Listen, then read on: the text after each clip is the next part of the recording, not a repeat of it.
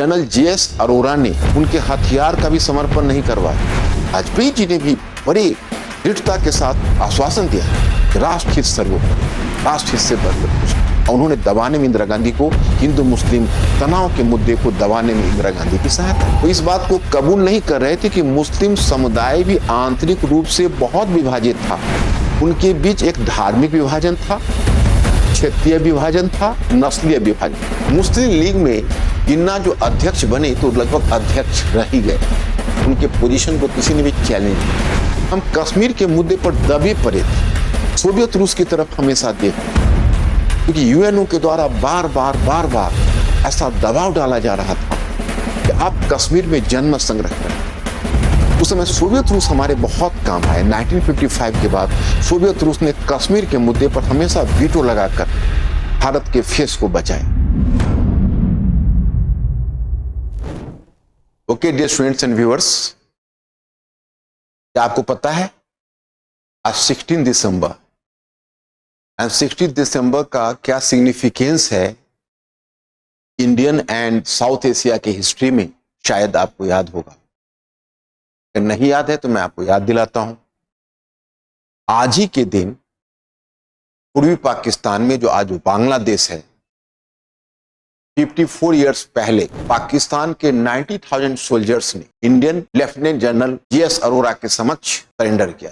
और आपको जानकर आश्चर्य होगा कि this is a unique event in the history of the war. युद्ध के इतिहास में अपने आप में एक बहुत ही अद्भुत घटना थी जब पाकिस्तान की आर्मी ने सरेंडर को पर साइन करके दी। इतना ही नहीं, एक और मैं आपको अद्भुत बात बताता हूं। नॉर्मली होता क्या है कि जो सोल्जर सरेंडर करते हैं, तो जो विक्टर पार्टी होती है, सबसे पहला काम ये करते हैं उनके वेपन्स को सरेंडर करवा लेते, मतलब उनको अपने हथियार समर्पित करने। लेकिन जनरल जेएस अरोरा ने उनके हथियार का भी समर्पण नहीं करवाया और उन सोल्जर्स के हाथ में वेपन्स रहने दिए। भाई ऐसा अद्भुत काम क्यों? It was beyond the tradition. जो मिलिट्री ट्रेडिशन थी, जो वॉर की ट्रेडिशन थी, जो उसकी परंपरा थी, उसके खिलाफ थी। तो इस तरह का कंसेशन क्यों? ये मजबूरी थी। पूर्वी पाकिस्तान या वर्तमान बांग्लादेश में पाकिस्तानी सोल्जर्स के विरुद्ध इतनी घृणा विद्यमान थी कि अगर ऐसा जनरल जेएस अरोरा नहीं करते तो संभव था कि पाकिस्तान के सोल्जर्स को, वहां के जो लोग थे, वो लिंचिंग कर डालते, उन पर हमले कर डालते, किसी सोल्जर्स को बचने नहीं देते। जी क्यों? क्योंकि ऑपरेशन सर्च लाइट जो याहिया खान ने पूर्वी पाकिस्तान में चलाया था, मार्च 1971 से शुरू हुआ था, उसमें इतनी ज्यादती हुई, 30 लाख लोग मारे गए आज के पूर्वी पाकिस्तान के, वर्तमान बांग्लादेश, चुन चुन कर निशाना। अब लोगों में इतनी घृणा थी पाकिस्तानी सोल्जर्स के लिए कि उसको नोच डालते, लिंचिंग कर डालते। इसलिए वो वेपन्स रहने दिया। वो घटना मतलब विश्व इतिहास की एक रही यूनिक घटना। अब मैं स्टूडेंट्स एंड व्यूअर्स, मतलब एक कहावत है कि कल तक जो मेरे मरने की करते थे दुआ, रो रहे हैं आज जनाजे पे सिसकियां लेकर। अब आज जब मैं वर्तमान बांग्लादेश में जो पॉलिटिकल चेंज देख रहा हूं, जो बंग बंधु मुजीबुर रहमान के प्रति कुछ लोगों की घृणा देख रहा हूं, और पाकिस्तान और जब बांग्लादेश के बीच जो आज खिचड़ी पक रही है, आर्मी का भी आदान प्रदान आना जाना हो रहा है, तो मुझे बरवस ये पॉपलेट याद आ जाता है, जो कल तक मेरे मरने की करते थे दुआ, रो रहे हैं आज जनाजे पे सिसकियां। क्योंकि जितनी ज्यादती पाकिस्तान ने बांग्लादेश में की शायद किसी देश ने अपने अपने भाग के। अब चलिए हम इसको कहां तक पीछे ले जाते हैं। हम आपको थोड़ा इतिहास के पन्नों में लाना चाहते। जब हमारी आजादी की लड़ाई चल रही थी और बंगाल की बात थी, तो उस समय मोहम्मद अली जिन्ना ने यही घोषित किया था कि Hindus and Muslims are the two nations. Bharat एक अगर होगा तो दूसरा एक मुस्लिम राष्ट्र बनेगा, क्योंकि हिंदू और मुसलमान दोनों दो राष्ट्र। उस समय जिन्ना ये प्रचारित कर रहे थे कि सारे मुसलमानों के हित आपस में समान। वो इस बात को कबूल नहीं कर रहे थे कि मुस्लिम समुदाय भी आंतरिक रूप से बहुत विभाजित था। उनके बीच एक धार्मिक विभाजन था, क्षेत्रीय विभाजन था, नस्लीय विभाजन था। पाकिस्तान का मतलब था सुन्नी मुसलमान प्लस पंजाब प्लस उर्दू, और पूर्वी पाकिस्तान बंगाली संस्कृति का प्रभाव था, और इनके लिए बांग्ला भाषा बड़ी प्रिय थी। लेकिन जब नेशनल मूवमेंट चल रहा था तो सुहरावर्दी के नेतृत्व में पूर्वी पाकिस्तान भी मुस्लिम लीग के मिनिस्ट्री वहां पर फॉर्म हुई, और पूर्वी पाकिस्तान के लोग भी उस समय पाकिस्तान की बात कर रहे थे। लेकिन हाँ, उस समय भी पूर्वी पाकिस्तान में एक महकमा ऐसा था जो कहीं ना कहीं इस बात को सोचता था कि नहीं, पूर्वी पाकिस्तान यानी अपनी बंगाली पहचान को नहीं छोड़े। वे अपनी बंगाली पहचान को छोड़ने के लिए तैयार नहीं थे। अब मैं यहां आपको यह बताना चाहूंगा कि जब 1940 में लाहौर प्रस्ताव आया था, थोड़ी सी आप मेमोरी पर बल दीजिए, उसमें था कि भारतीय उपमहाद्वीप में एक सेपरेट मुस्लिम स्टेट्स या स्टेट्स का गठन होगा, एक मुस्लिम राज्य या उससे अधिक मुस्लिम राज्य। किसी आलोचक ने कहा कि वहीं पर बांग्लादेश का आधार निर्मित। चलिए, ये तो एक बात। दूसरी बात यह हुई कि राष्ट्रीय आंदोलन हुआ। एक तरफ भारतीय राष्ट्रीय कांग्रेस थी, दूसरी तरफ मुस्लिम लीग थी। तो भारतीय राष्ट्रीय कांग्रेस एक प्रजातांत्रिक पार्टी थी। इसकी पूरी प्रक्रिया प्रजातांत्रिक प्रक्रिया, और इसकी जो पार्टी में ठीक है चुनाव नहीं होता था, बहुत रेयरली चुनाव की बात थी, लेकिन आपसी सहमति से निर्णय होता था, और कम से कम उस आपसी सहमति के बीच कहीं ना कहीं एक प्रजातांत्रिक एलिमेंट जरूर होता था। मुस्लिम लीग में जिन्ना जो अध्यक्ष बने तो लगभग अध्यक्ष रह ही गए, उनके पोजीशन को किसी ने भी चैलेंज नहीं। और इंटर पार्टी डेमोक्रेसी तो होने का कोई सवाल ही नहीं है मुस्लिम लीग। इतना ही नहीं, मुस्लिम लीग को चुनाव लड़ने का भी अनुभव नहीं था।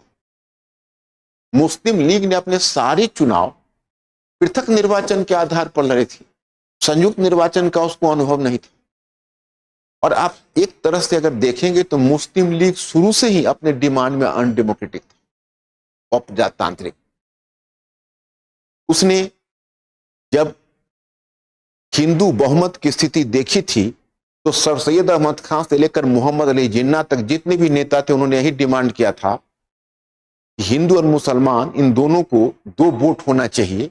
मतलब चाहे हिंदुओं की संख्या जितनी हो, लेकिन मुसलमानों का राजनीतिक वजन हिंदू के बराबर होना चाहिए। अब बताइए, डेमोक्रेसी में तो वन मैन वन वोट होता है, तो कौम की पहचान कैसे होती है कि हिंदू और मुसलमान दोनों दो कौम है और दोनों को समान वोट चाहिए? इस तरह का नारा तो बिल्कुल ही अप्रजातांत्रिक था, और यह अप्रजातांत्रिक नारा उन्होंने दिया, और इसी अप्रजातांत्रिकपन में अब इसका बांग्लादेश निहित है। इसीलिए मैं इन दोनों पक्षों को जोड़कर आपको दिखा, इसी अप्रजातांत्रिक पद। अब देखिए, पाकिस्तान बना, पूर्वी पाकिस्तान भी उसका पार्ट था। पश्चिमी पाकिस्तान में 4 प्रोविंस थे, पंजाब,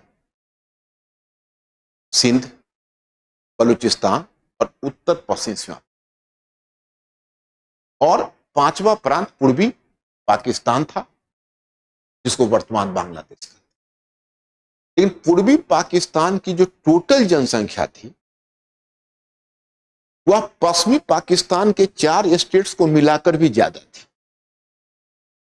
अब चूंकि पाकिस्तान का मतलब पंजाबी राष्ट्रीयता थी, तो पाकिस्तान, पश्चिमी पाकिस्तान के जो हुक्मरान थे उनके पैरों तले जमीन खिसक गई कि कल को अगर चुनाव होता है तो प्रधानमंत्री अथवा प्रेसिडेंट कोई पूर्वी पाकिस्तान का होगा, लेकिन एक बंगाली के हाथों शासित होना उनको नागवार गुजर रहा था। नंबर 1। नंबर 2 कि पाकिस्तान का यह मानना था, या यह डिमांड था कि पाकिस्तान की राष्ट्रभाषा उर्दू होगी। पाकिस्तान की राष्ट्रभाषा उर्दू होगी और इधर बांग्लादेश की प्रिय भाषा बांग्ला थी। जिस समय पाकिस्तान को आजादी मिली थी उस समय जिन्ना ने पूर्वी पाकिस्तान की यात्रा की थी, और पूर्वी पाकिस्तान की यात्रा करके उन्होंने पूर्वी पाकिस्तान के लोगों को यह कहा था, मतलब you will forget Urdu sooner is the better, sorry, you will forget Bangla sooner is the better and adopt Urdu. आप जितनी जल्दी बांग्ला को भूल जाओ उतना बढ़िया है, और आप उर्दू को सीख लीजिए। अब बंगालियों को 2 बातों से चिढ़ थी, एक तो आप जबरन हम पर बांग्ला भाषा थोप रहे हैं। अब चलिए, इंडिया का संविधान लगभग 3 वर्षों में बनकर तैयार हुआ। हमारे यहां 1970 से पहले कितने आम चुनाव हो गए? पहला 1951-52, फिर 1957, फिर 1962, फिर 1967। मतलब हमारे यहां टोटल 4 आम चुनाव हुए। तब तक पाकिस्तान में कोई चुनाव नहीं। क्यों? पाकिस्तान के संविधान को बनने में 9 वर्ष लगे, क्योंकि एक बार फिर वही अप्रजातांत्रिक मांग यह कि भाई पश्चिमी पाकिस्तान की संख्या कम है और पूर्वी पाकिस्तान की संख्या ज्यादा है, तो दोनों सीटों को बराबर कर लीजिए, इक्वल। अब बताइए भाई, डेमोक्रेसी ये नहीं कहता है आप कैसे सीटों को बराबर कर। 9 वर्षों तक रस्साकसी, टग ऑफ वॉर चलता रहा। अंत में 1956 में पाकिस्तान का संविधान बनकर तैयार हुआ, परंतु बदकिस्मती यह रही कि 2 वर्षों में वो संविधान विनष्ट हो गई, क्योंकि जनरल अयूब खान ने 1958 में मिलिट्री कू लाकर सरकार के तख्ता को पलट। जनरल अयूब खान रहे। जनरल अयूब खान जब भारत 1965 में जब भारत से शिकस्त उनको मिली वॉर में, उनकी लोकप्रियता गई, और उनके जाने के बाद धीरे धीरे एक दूसरे सैनिक जनरल का उद्भव हुआ जिनका नाम था जनरल याहिया खान। वही जनरल याहिया खान उस समय थे जिस समय बांग्लादेश का प्रॉब्लम या पूर्वी पाकिस्तान का प्रॉब्लम। तो जनरल याहिया खान वहां का शासक था, मतलब प्रेसिडेंट था, डिक्टेटर था, तानाशाह था। प्रेसिडेंट तो एक नाम मात्र की। तो घटना कुछ इस तरह की हुई कि अंत में खैर चले, याहिया खान के समय 69 तक ये बात तैयार हो गई कि ठीक है, जनसंख्या के आधार पर ही सीट आवंटित कर दो। तो पूर्वी पाकिस्तान को जनसंख्या के आधार पर ज्यादा सीटें आवंटित हो गई। अब हुआ 1970 में चुनाव। प्रेसिडेंट और डिक्टेटर थे याहिया खान, और प्रधानमंत्री थे, प्राइम मिनिस्टर थे जुल्फिकार अली भुट्टो। चुनाव हुए। चुनाव में जो डर था वही हुआ। तो शेख मुजीबुर रहमान की पार्टी थी अवामी लीग पूर्वी पाकिस्तान में, उसको पूर्वी पाकिस्तान में पूरी लोकप्रियता हासिल थी। तो 99% सीटों पर कब्जा कर लिया। मतलब है कि अवामी लीग, मुजीबुर रहमान का अवामी लीग बहुमत में आ गया। अब कायदे के हिसाब से याहिया खान और जुल्फिकार अली भुट्टो को अवामी लीग के नेता मुजीबुर रहमान को प्रधानमंत्री या प्राइम मिनिस्टर के पद पर चुनना था, स्वीकार कर। बताइए, अप्रजातांत्रिककरण की भी हद है। अब इन्होंने क्या कहा कि नहीं दूंगा सीट। ये अब मुजीबुर रहमान को सीट देने से इनकार कर दिया। जाहिर है पूर्वी पाकिस्तान में आंदोलन शुरू हो गया कि भाई हमने चुनाव जीते, आखिर अपने सीट क्यों नहीं देंगे। बस तुरंत यहाँ से आर्मी भेज दी पश्चिमी पाकिस्तान में। उस समय बेनजीर भुट्टो लंदन में थी और वहीं पर यूनिवर्सिटी में ऑक्सफोर्ड में एक बहुत लंबा चौड़ा बहस चला अपने प्रोफेसर से इसी मुद्दे पर, जो पाकिस्तान की ज्यादती के मुद्दे। तो खैर एनीवे, फिर वहां पर अंत में व्यापक दमन शुरू हुआ। 25 मार्च को ऑपरेशन सर्च लाइट शुरू कर दिया। मतलब यही समझिए, यही जमायती इस्लामी, अभी वो जमायती इस्लामी सबसे पॉपुलर पार्टी बनी हुई है बांग्लादेश में, और वह जमायती इस्लामी ने पाकिस्तान के पक्ष में काम किया और अपने ही लोगों पर हमला किया। जो जमायते इस्लामी अभी पाकिस्तान के बहुत बड़े कर्णधार, जिसने बांग्लादेश के या पूर्वी पाकिस्तान के बहुत बड़े कर्णधार बने, बिहारी मुसलमानों को भी निशाना। अब देखिए, जब ऑपरेशन सर्च लाइट शुरू, अब शरणार्थियों की बार भारत की तरफ, देखते देखते 100 मिलियन लोग पूर्वी पाकिस्तान से इंडिया की तरफ। इंदिरा गांधी बेचैन होने लगी और प्रधानमंत्री इंदिरा गांधी ने पहले वर्ल्ड स्केल पर बाकी देशों के सामने प्रचार शुरू, देखिए देखिए क्या हो रहा है हमारे पड़ोस में, मैं क्या करूं। और पूरी public opinion, world public opinion को, she has first started a diplomatic offensive against Pakistan. उसने वर्ल्ड स्केल पर सिद्ध कर दिया कि पाकिस्तान की इसमें कितनी बड़ी गलती है, और अब इस मामले में अगर इंडिया का हस्तक्षेप नहीं होता है तो इंडिया क्या करे। वो शरणार्थियों के बोझ से लड़ रहे, उसकी खुद की सुरक्षा कर। अब पाकिस्तान का चाइना के साथ कन्नाइवेंस था, उन दोनों के बीच एक गुप्त सहमति थी।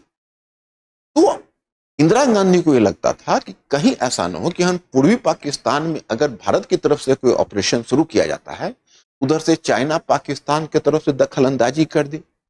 इंदिरा गांधी इस बात का भी इंतजार करती रही जनरल मानेकशॉ के सुझाव से, जो फील्ड मार्शल थे और एक कुशाग्र बुद्धि के थे, थोड़ा ठंडी का सीजन आने देते हैं कि जब हिमालय की जो दर्रे हैं वो बर्फ से ढक जाएगा और चीनी आर्मी के लिए इस साइड आना मुश्किल हो जाएगा, तब इंडिया के लिए माकूस है। लेकिन इंडिया आक्रामक भी नहीं बनना चाहता था। बांग्लादेश की स्वतंत्रता के लिए मुक्ति वाहिनी का गठन हुआ था और मुक्ति वाहिनी का इंडिया का समर्थन था। पाकिस्तान उधर आग बबूला हो रहा था। इसी बीच एक और इंटरेस्टिंग घटना हुई जो मैं आपसे शेयर करना चाहता हूं। उस समय का कितना हेल्दी ऑपोजिशन पॉलिटिक्स था, इसका मैं एक ज्वलंत उदाहरण आपको देता हूं। जब पाकिस्तान को ऐसा लगा कि अब किसी भी स्थिति में, मतलब पूर्वी पाकिस्तान में इंडिया हमें मात दे देगा, तो उस समय याहिया खान ने अंतिम चाल चली।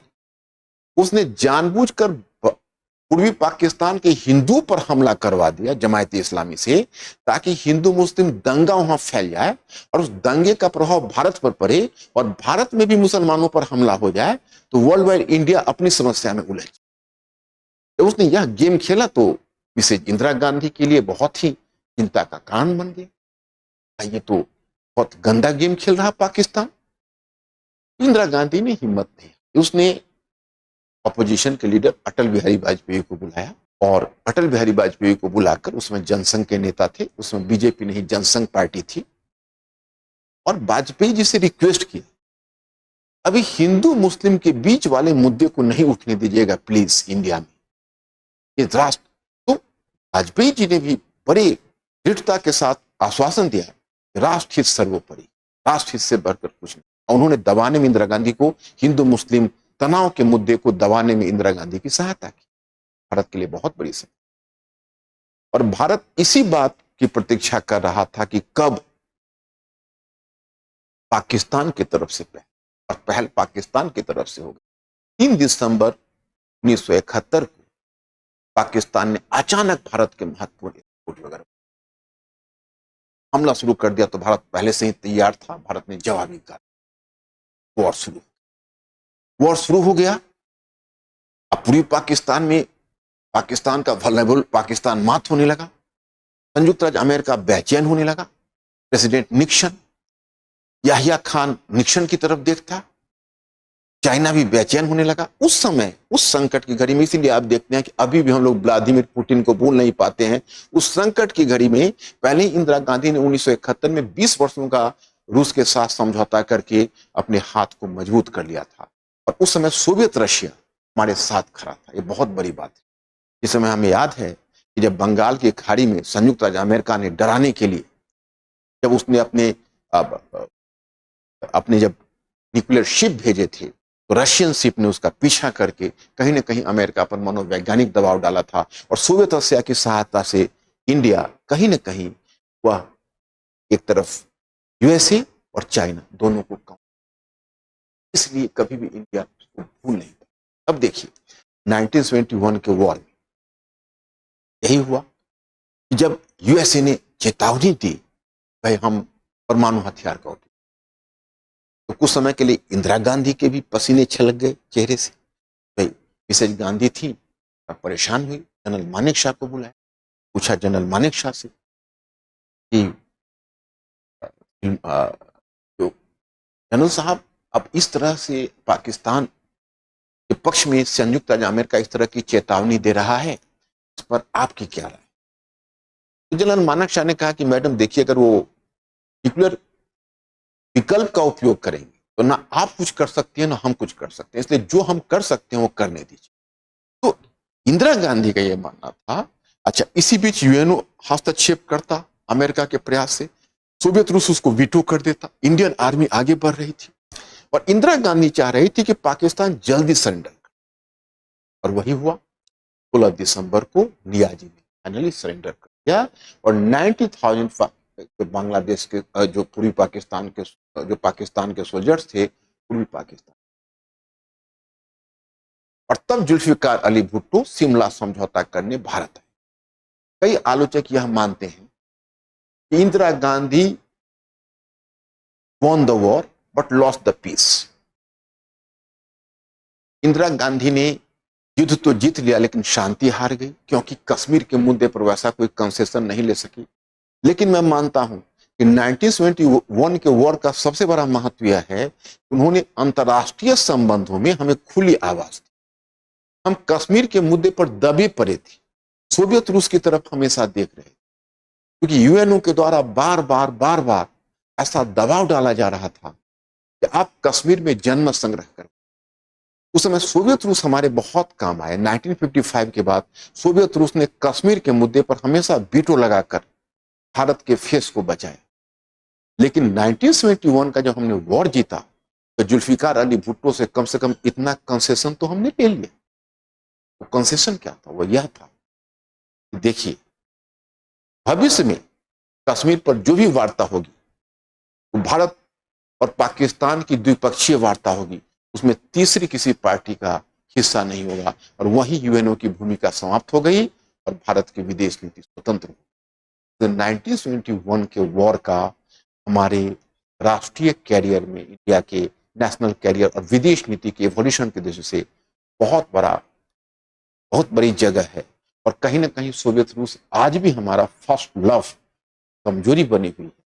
मुझे मैंने सोचा थोड़ा सा आज की तिथि की घटना मैं आपसे शेयर करूं। मैं स्टूडेंट्स एंड व्यूअर्स में यही रुकना चाहूंगा। डियर स्टूडेंट्स, हमारे चैनल को लाइक, शेयर, सब्सक्राइब करें और अपनी तैयारी को और बेहतर बनाएं।